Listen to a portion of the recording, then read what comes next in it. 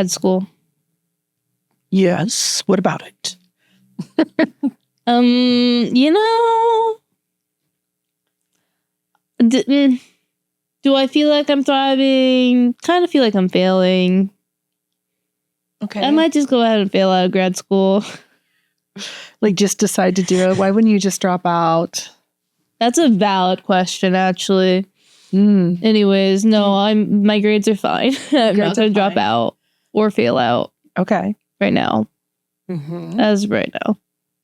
But it can be a lot. It is a lot. And most likely people going to school think about dropping out quite a bit. Yeah. Like, especially when it's an option, right? College, grad school, those are options. You don't have to do that. Yeah. And so what makes you sometimes feel like you want to just quit?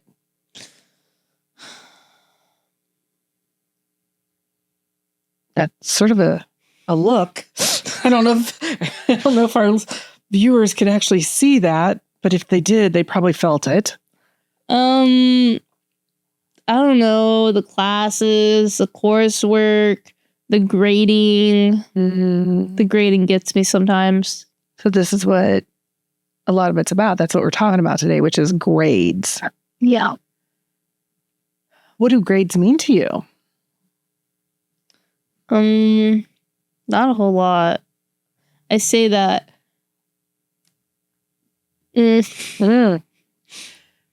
Like, in theory, they don't mean a whole lot. Like, you know this. Yeah. And yet, we got into this one time. I was like, it should just be pass-fail. Because what do the grades actually do for you? Like, personally, I feel like I do a work. My grades reflect that. But sometimes I get a B on an assignment, and I'm like, I think you're the one who's wrong here. Ooh, you're not understanding the feedback. And yet, grades, a B grade is still good. Right, but it's not an A. It's not an A. And so there's this thing, right? Like, it seems like more and more students nowadays feels like A is the benchmark that you have to achieve. Like, anything less than an A is failure. I don't know that everyone thinks it's a failure, but it's not. Societal standards say you should have an A's. Otherwise, you're not smart. Wait. Yes. That's what the whole grading system does to people. Are we sure that it's the grading system itself? Yes. Or is it other things that are reinforcing the grading system? The grading system is just the grading system. It was around a long time. And, you know, you can talk to people who 20, 30 years ago, I know, ancient, dinosaurian. Was he even going to say that? I know. And yet, C's were average because that's what a C means. I don't think you have room to talk here. Miss had to get A's in everything. Yeah, but no, I didn't have to get A's in everything. That's not how I thought. Okay, you thought all your work was worthy of an A. No, in college, I got B's. And there was a time I was getting a D and I was crying because I didn't know how to not get a D in biology in college. What's that? I mean, I ended up getting a B. I'm not buying this. What? Did I get B's? Yes, this sounds like a story from a freaking book. No. Little Miss A's over here. I don't know how you ever believed that about me. I don't think I say that. I got 1 B in college and I'm still upset about it. Yeah, I was like a 3.5 something. But so here's the difference. I took classes that I knew I would probably get a B in, but I wanted to take the class to learn. Right? There were just some instructors I knew that no matter how much I studied and what I was going to do, a B was probably going to be about as good as I was going to get. And I was okay with that. Yeah, I mean, I took like Latin and Old English and, you know, some of those kinds of classes, and that instructor, like a B was good in his class, and I wanted to take it. I'm not buying any of this anyways, so we'll move on. I'm certain I can try to find my transcript. I have to submit my transcripts when you're an academic. I'll show you. And I believe in my master's, my graduate, I even got a B in that one of my classes. I feel like I rubbed lipstick on my face. Sorry. I'm just... So, I mean, but essentially this comes up, like, what do grades mean to us? And why? What instilled that belief in us? Right. So... Parents, society. So society and parents. Societal expectations, which I already said.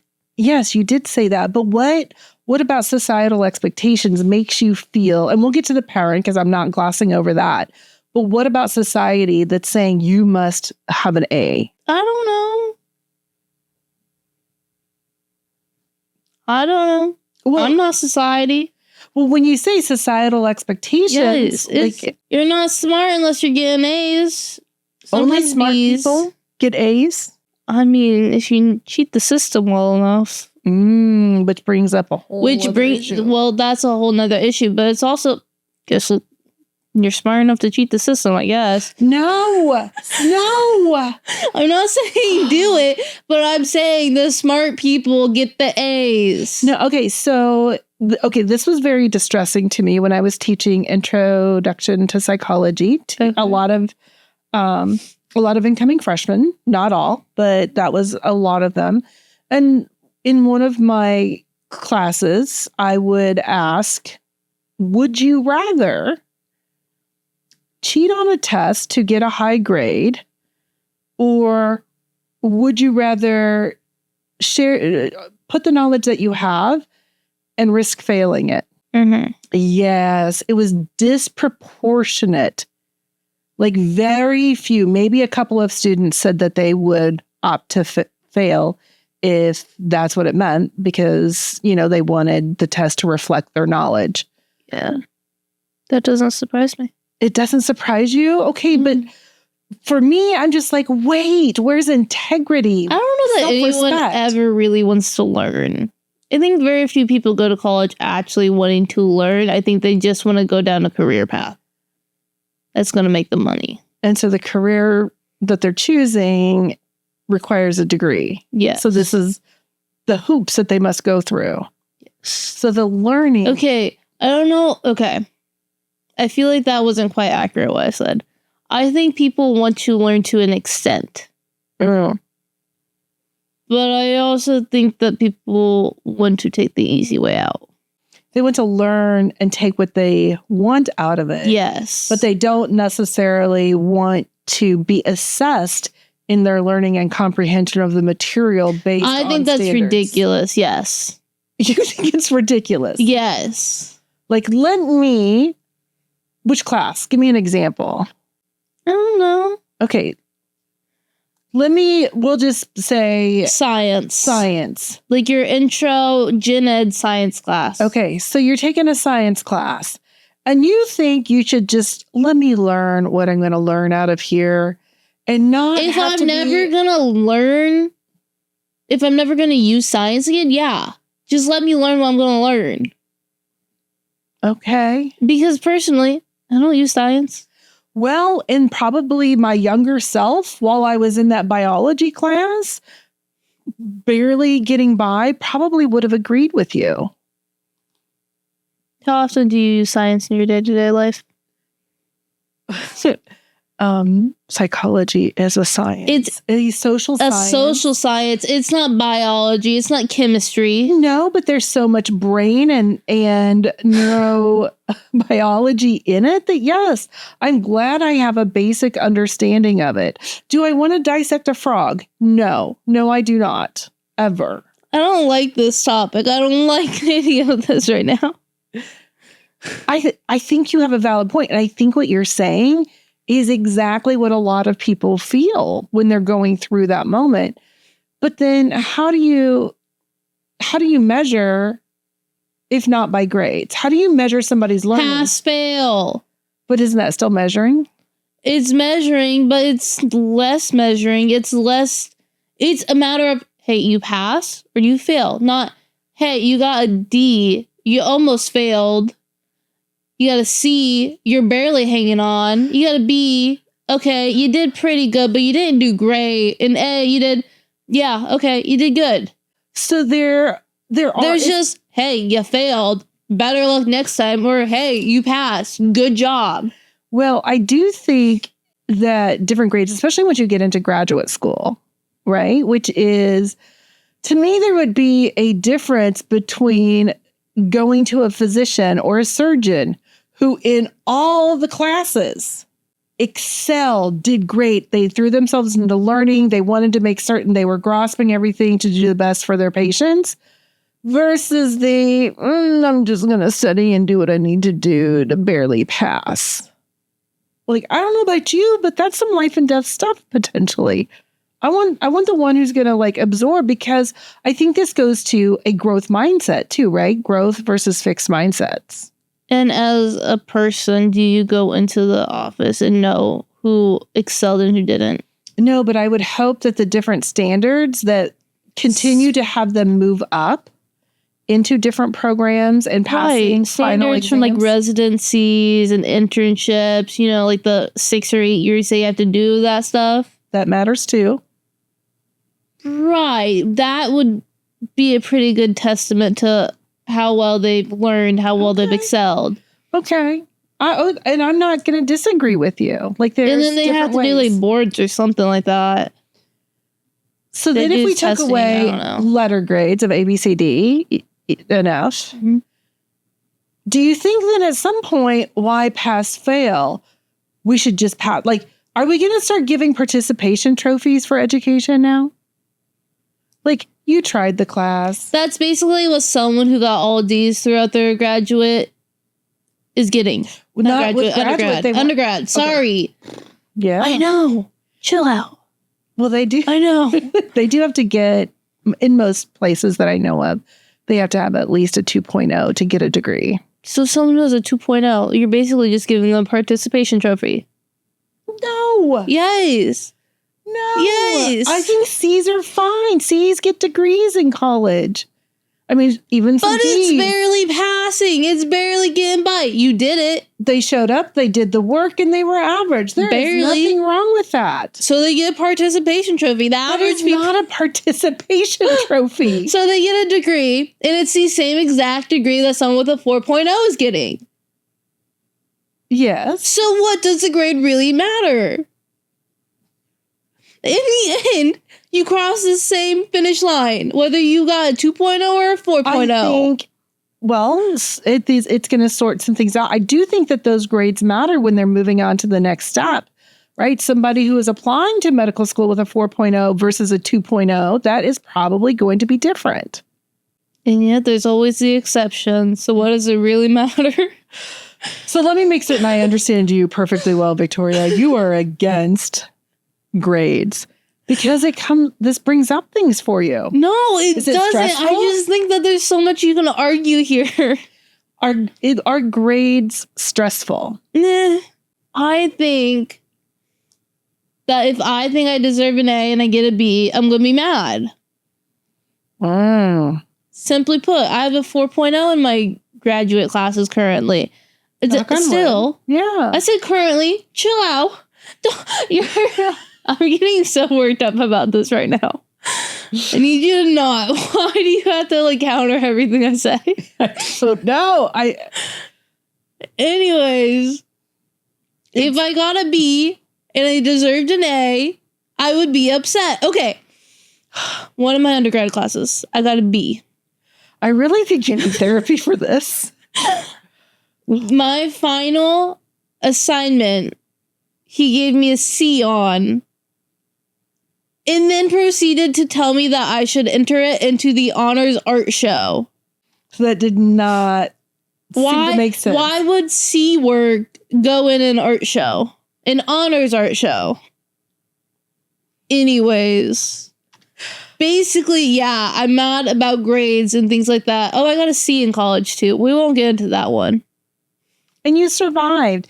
And that one I didn't care about. I mean, I was mad, but like, I don't care. like you understood why you earned that. Yeah. And But then this B. that you felt like you deserved something different. So this also speaks to maybe levels of self-awareness that people have, but it's also about self-worth. Like, do you tie some of your self-worth up into your grades? No. No, I barely got by in high school with D's. C's and D's. Got your degree. Yeah, I did. Got me into college. Well, that was until you went online. Yeah. Thanks to COVID. And then you started getting A's. And then I got a 4.0. My final semester, my final year. Mm-hmm. Mm-hmm. It thrived, guys. So there's hope for lots of us out there. There's hope for everyone. Don't you worry. But thinking back to that, how did you feel about yourself when you were getting C's and D's? It wasn't on my mind. I didn't care. You didn't care? No, Dad cared. He cared? Yeah. I loved the little expectations. Xander was expected to get A's. Nick was expected to get A's and B's. And then as long as I got C's. C's and some B's. Yes. Well, and we had to turn the grades over to your dad. Yeah. Yeah. I realized as a mom, like, I would see the grades and I would have a reaction. And I hated my reaction as a parent. Like, because I don't want to get on to my kids if they got C's and D's and that. Or, okay, the D's, I'm not going to say you were doing the best you could in those. I was. It was history. And I think it was also biology. I was doing my best. You were doing your best. Okay. There was a couple things going on in those classes, I remember. We won't get into that. No, because we're focusing on the grades. Right. So, but yes, I remember like all throughout, like I would see a report card and I would have an immediate reaction as the mom, like, what? Like, and that's not what I wanted to do. Because I realized the way I was reacting was really about what I thought that grade meant about me and not about my child's achievement. I don't know if that makes sense. It does. My mind wandered. Your mind. I just remembered my bubbler that I opened and I left on my desk full. Anyways, when you're done. So, and I think this is a fairly common issue that it seems like it's very specific to moms. Maybe not. We'll have to let some dads know, let us know too. Why is your self-worth decided on by how well your kids do in school? I think it's because if I see something, like if I saw a lower grade than what I would have thought, it is this automatic thought that I have of like, oh my gosh, I'm such a bad mom. How did I not provide my child the support, the tutoring, why wasn't I on top of it? Did I, because like in a split second, I'll go to, I was not checking homework every night. Did I even make certain that my kids did their homework every night? Right. Because I also wanted to make certain we had balance at home. So, and that you guys were responsible for a lot of your own things. But in those split seconds of seeing a grade for my child, I had these thoughts of, I did something wrong. Like I did not help them do what they needed to do to be successful. Yeah, it's all sort of messed up. I know. I got nothing to say to you. There's a lot of issues. But I don't think I from what I can tell, I don't think that's that unusual, right? And it's not about, like, of course I'm proud of my kids. I'm proud of all the accomplishments, achievements. I'm just proud of you guys in general. It doesn't take an A or a B or a C. Like, it doesn't take a particular grade for me to be proud of you. That wasn't it. It's more about, where did I go wrong as a parent, or what did I not do? What is it about you? Exactly. It's not. Exactly. At all. Exactly. So that's why your dad and I said, and I was self-aware enough, and that's not how I wanted to be. So your dad started opening the report cards because he doesn't have that reaction. Like, he could just deal with it. And then that gave me a few minutes to like, okay. And I wasn't like the first one to see the grades and things like that to have a reaction, because I'm human and I'm going to respond. And so that gave me a bigger pause in between to choose how I wanted to respond. Very mindfully of me, right? I think you could work that out in therapy. That's what I'm sounding. Self-aware, yes. Right. And your dad and I worked together as a team and figured out what would be most supportive. But and I say that, and I don't even know that we ever got it right for each one of you and what that would look like for each one of you. All I know is we always try to do the best we can in how we show up for you. Okay. But yeah, no pass fails anytime soon in this graduate program. I'm just letting you know. Whatever. Yeah. So you can work that out in therapy. I'm fine. Really. Fine? I'm fine. It's not that deep, but all I'm saying, I'm just saying. For me, it's not that deep. But if you want to get into it, I'll get into it. Yeah. Well, I do think a lot of students are very stressed by grades. Yeah. I don't know. Well, that's what I hear from students. Like, it's one of the major stressors, trying to achieve a certain grade. And some of them, when I would ask, again, these were discussions, especially in some of my intro psych classes, a lot of them would say it was less about the grade that they wanted, but really came from two primary sources, which is coaches who want their students to do well, right? Their players to do really well. And then parents. Mm-hmm. And I can get that to some extent, which is obviously, if you're an athlete, you have to make certain grades to be eligible to continue playing on the team. And then if students have scholarships or some other things and need to maintain grades, that can be important too. Mm-hmm.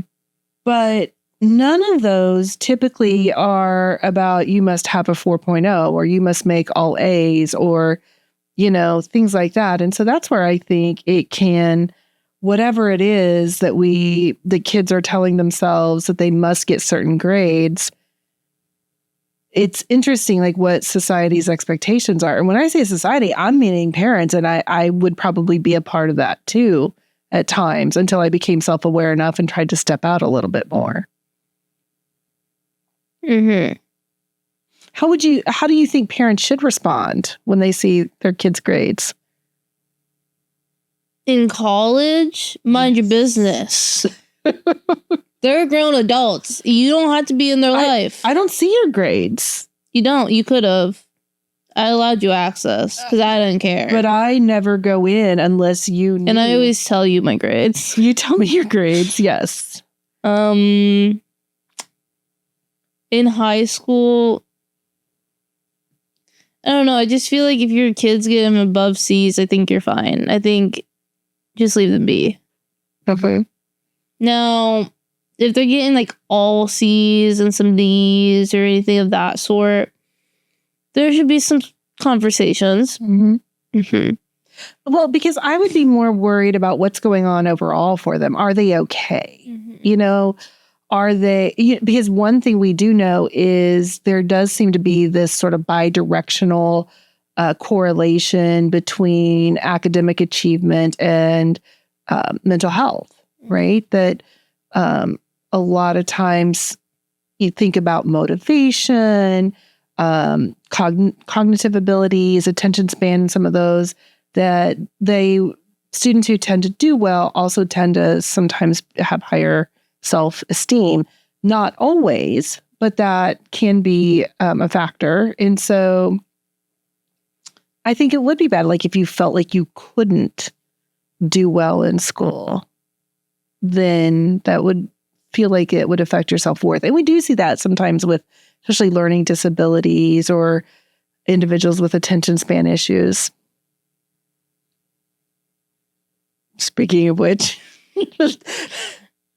I can tell you just zoned out. No, I heard you talking about how people with higher grades are like have more confidence or something. You said something of that sort, and I'm like, that must be where the delusional confidence come from. My 4.0s. It's okay. But anyways, no, what you said made a lot of sense, and it all left my brain, but it was great. Thank you. I'll take it, even though you don't remember a word of it. I think there's a lot to be said about self-efficacy. If we believe we can do something, it's going to help with our confidence. Yeah. Yeah. When we think about grades and like, what is it? A grade, like a B student, a C student. Like we've even seen those as labels, right? Oh, that's an A student. How do you think, and do peers ever, like, do you hear other people talking about that? Like, oh. No, I think we have new standards, which is,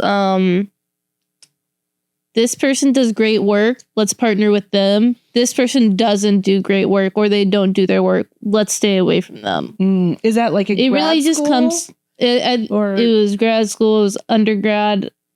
Honestly, I think it was a little bit in high school. Like you partnered with the people. You partnered with your friends, but you also partnered with the people who did the good work. Now, could you be a slacker and still want to partner with somebody?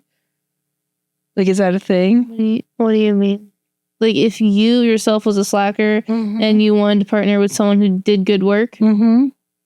Yeah, because you want them to do the work. Oh, okay. Well, I thought so, but I'm just checking for clarification. Basically, people don't want to work with the slackers or the people who get bad grades. Everyone wants to work with the people who gets it done and has good grades. Are people self-aware enough typically that they are the slacker, that they are the problem, especially in group projects? I don't know about that. You don't know about that? I think it shows through as pushing. I think it shows through as like, I just don't want to do as much work, so I'm going to let someone else do more work. And not necessarily I'm slacking, I'm the problem. It's more like I'm gonna let them do this because they probably want to. Oh, that's how they delude themselves. No, they want the better grade probably and feel like they have to. Or sometimes there's maybe a lack of trust issues, like I'm not going to trust somebody else to do this, and I can't sacrifice my grade. I'm not willing to take a chance with my grade. That's a challenge. And then with that, I think one of the things, because speaking of which, and I know in school, group projects are oftentimes dreaded, right? Or Sometimes. No? Sometimes? Is there? It depends. What does it depend on? The assignment, the class. Like personally, grad school, I like group assignments. Really? It's less work on me. Well, and that's what it's designed to do. And, you know, as faculty, that's one of the things I'm looking at is a lot of times, so many of when you're working in the field, everything is a lot of times about teamwork and everybody has certain roles that they're pulling together. And so learning to do that. And I think learning to sort of divide and conquer based on your strengths, like, what are people really good at? How do you bring those strengths to a group project? Because my experience working has been the best teams I've ever worked with. We all have very different strengths that brought us together, that we could just sort of shine as a team because we were using everybody's strengths. You're like, yeah, we don't care. Just get the project done. And as long as I get an A, we're all good. I am one of the people who wait till the last minute. Really? Because that didn't used to be you. Well, by last minute, I mean like that day. Not like that night, but like that day. Really? Because that's not always been you. Yeah, it has. Has it? It has. The amount of papers that I've written in like 3 hours because it was due. There's a word for this. Now it's going to drive me nuts trying to think about it. Procrastinating? No.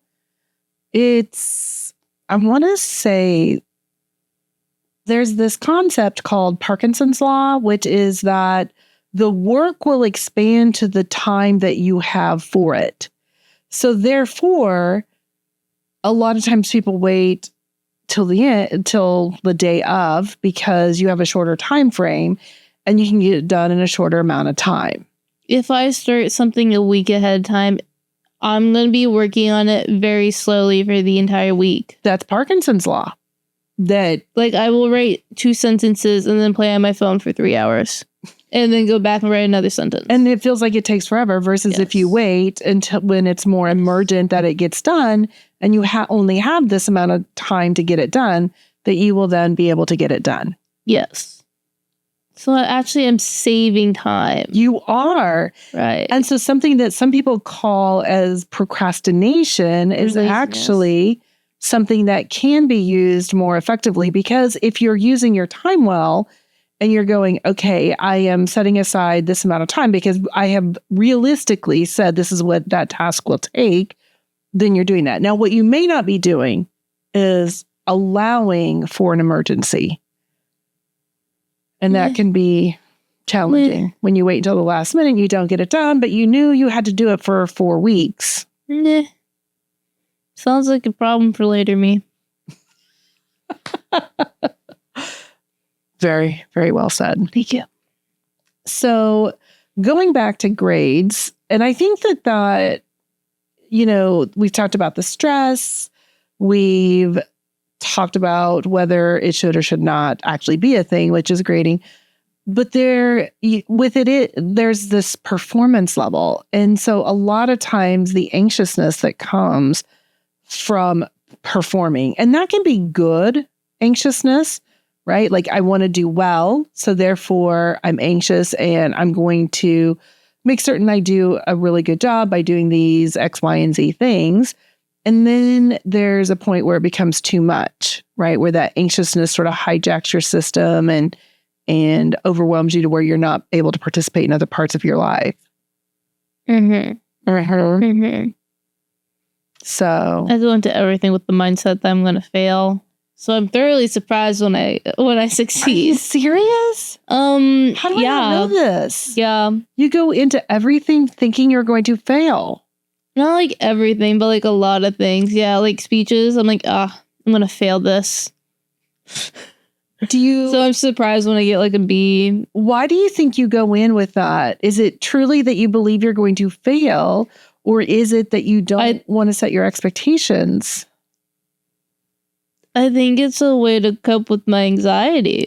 I think if I go in with the idea that I'm not going to do well, then my anxiety doesn't get as high. Really? Yes. Maybe this is like just some random shit I told myself, but like, yeah. Like, let me go in and think I'm not going to do okay. I'm going to fail anyway, so what's the point in getting anxious about this? But do you really believe in that moment that you're going to fail? 50-50. Like F, no. Like D, possibly.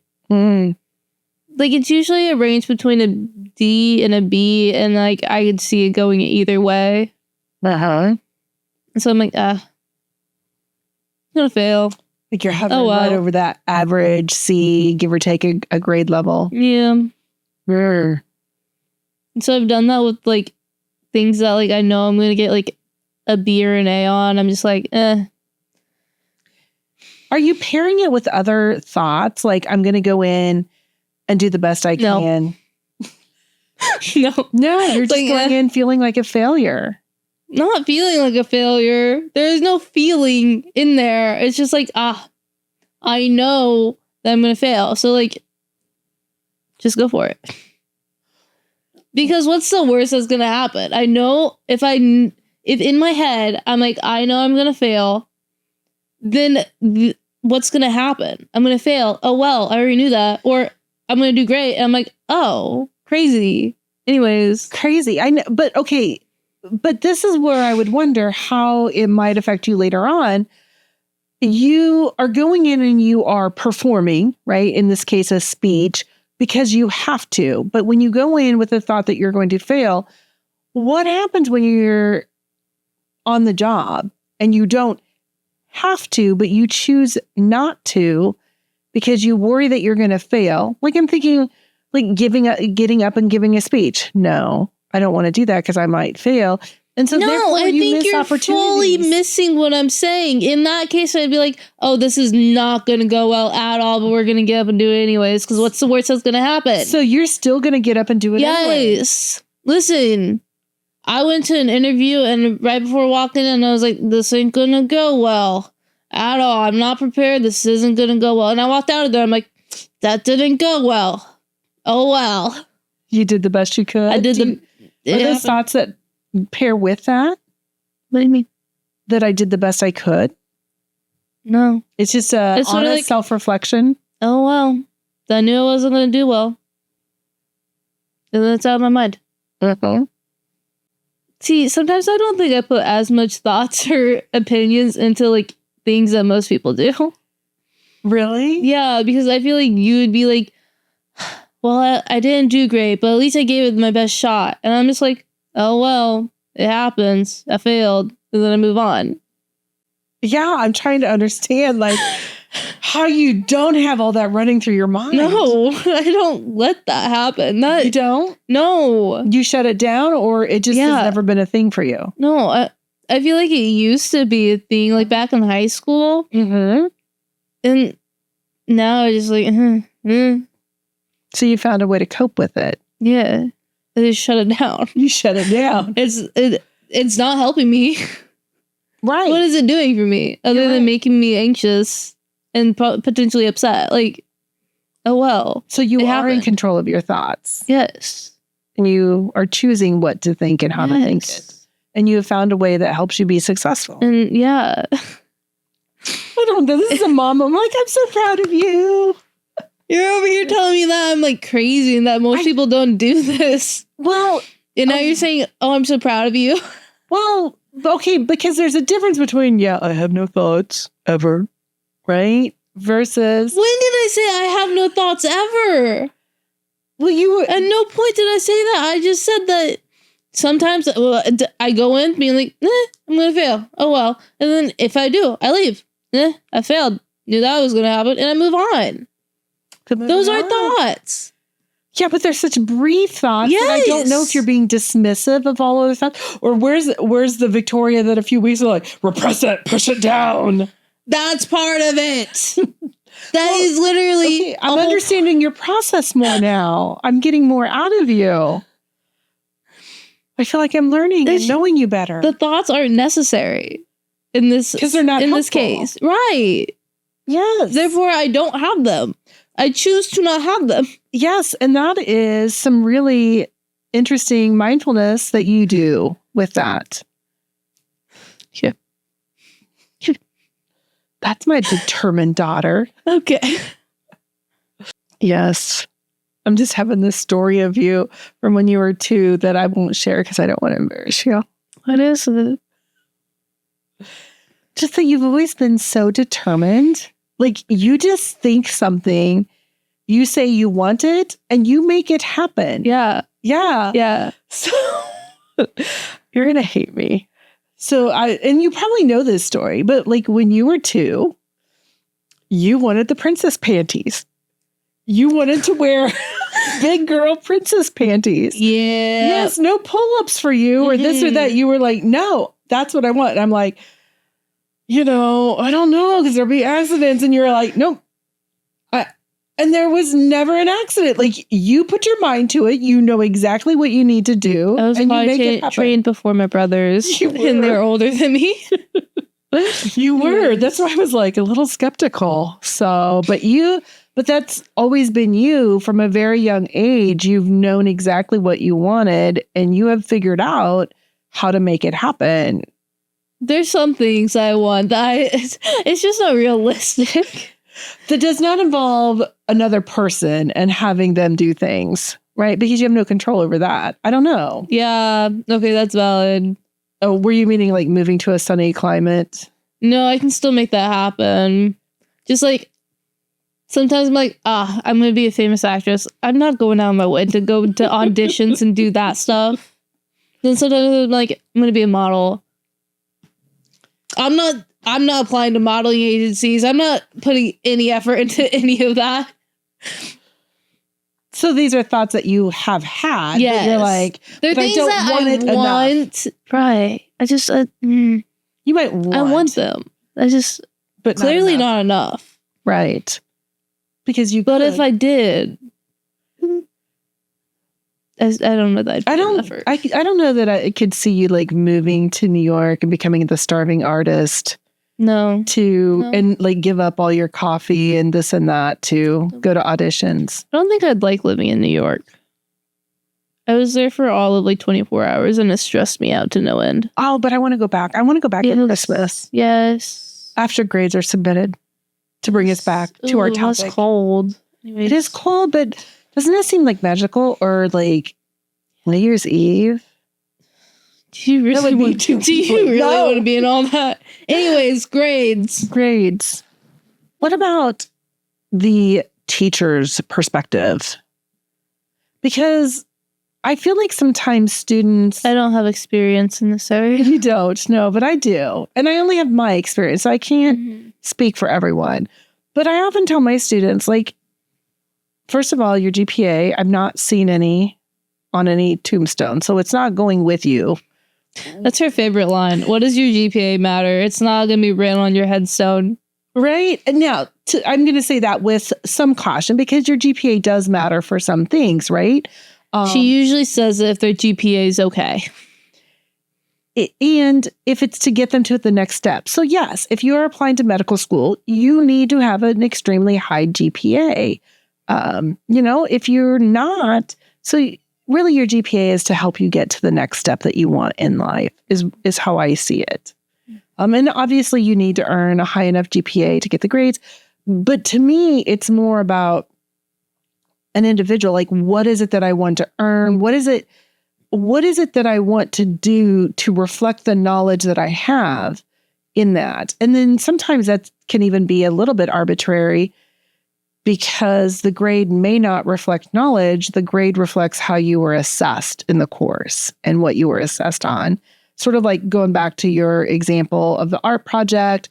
I'm certain that I've had some that maybe didn't reflect my knowledge in the course, or that I did really well and I did not maybe walk away with as much as I could have in that class. So there's lots of different things. But as an instructor, I want my students to engage. I want them to learn and think critically about the information and how it might apply in their world.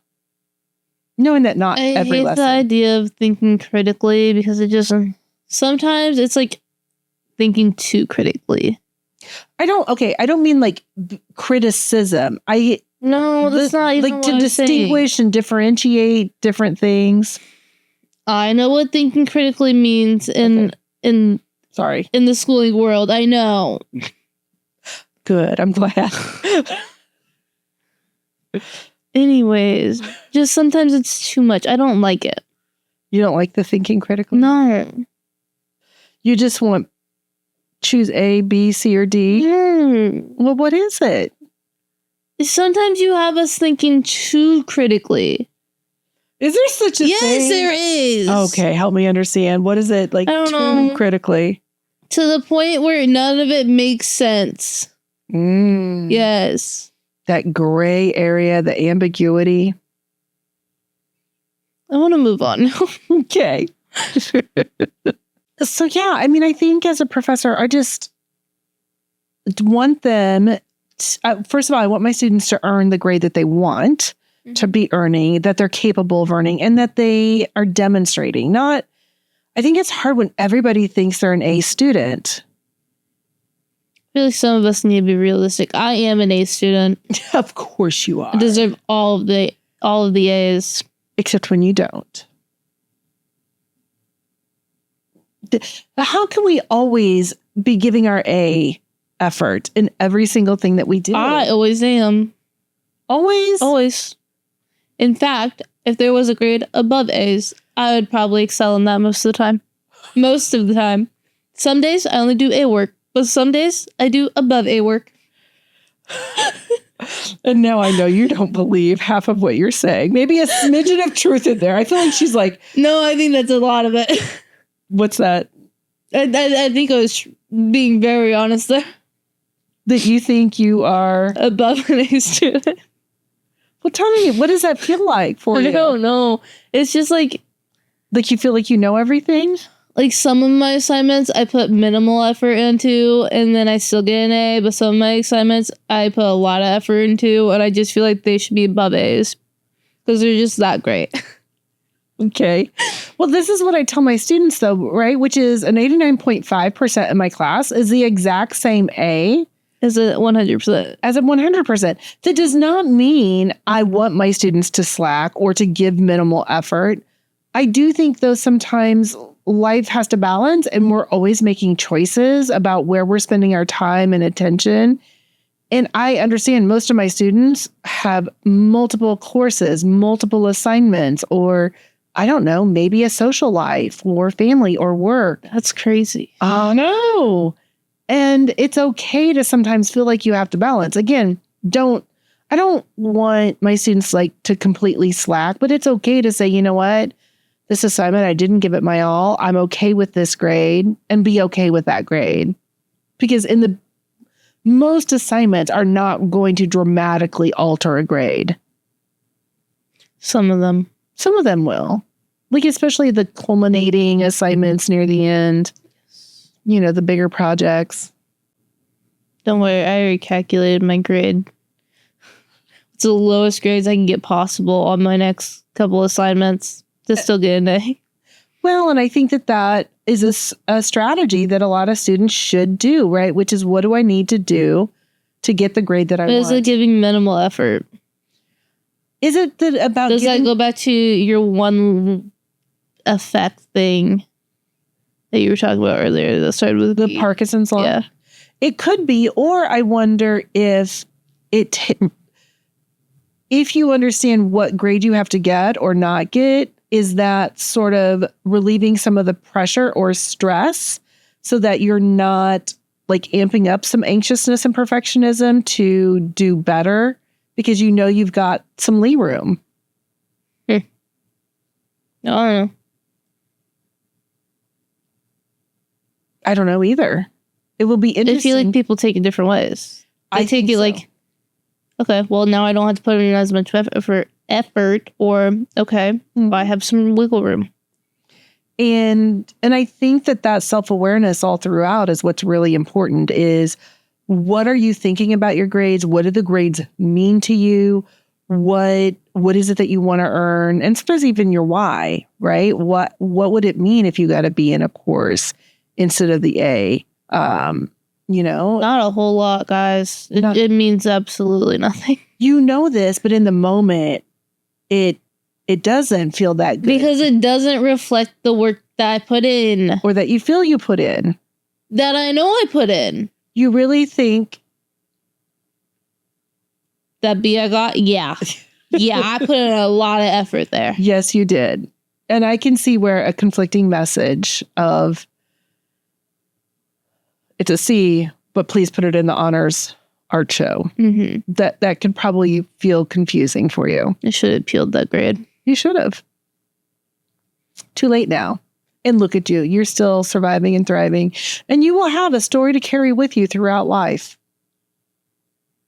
Yeah, okay, yeah, the side eye. Your eyes are going to get stuck like that sometime, Missy. That's not true. That's not how that works. Mm-hmm.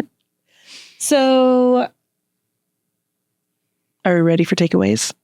I guess my takeaways, grades don't really matter, even though they for sure do. They don't, but they do to ourselves. They don't matter in the real world that much. Anyways, your kids' grades are not a reflection of you as a parent. And yeah, that's all I got. Yeah, I think for me, just realizing, wanting people to know grades do not define them. and to really understand to be thinking about what do the grades mean to me, whether you are the student earning the grades or whether it's your child as a parent, what does your child's grades mean to you? But pausing and think, because that's where some valuable thoughts can come up when we're going, wait, why am I having this reaction? Or why am I stressing? Or what is happening here? And digging into those thoughts.